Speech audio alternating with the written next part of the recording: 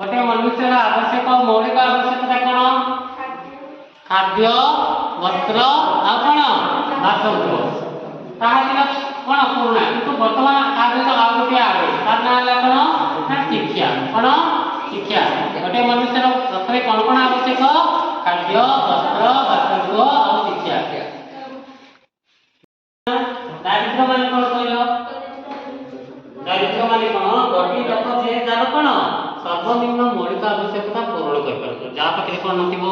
घर नथिबो पिंधिबा को कौन भल वस्त्र नथिबो खाइबा पे कौन नथिबो खाद्य नथिबो ताको हम कौन बोली कहबा ना ताको हम दरिद्र बोली कहबा हला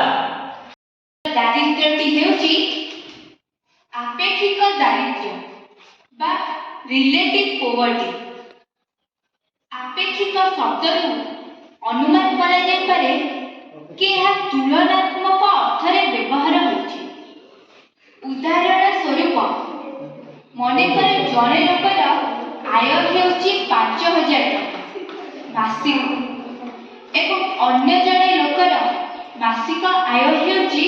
50,000 टका ताहाले एठारे थिबा आय वैषमता बा 45,000 टंकार गैप तुलना करिले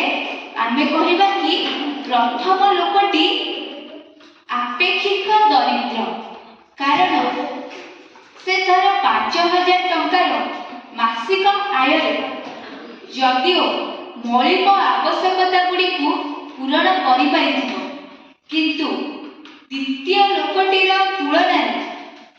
प्रथम लोकटीर आपेक्षिक दारिद्र्य अवस्था जना पड़ी थाए तेणु एही आपेक्षिक दारिद्र्य को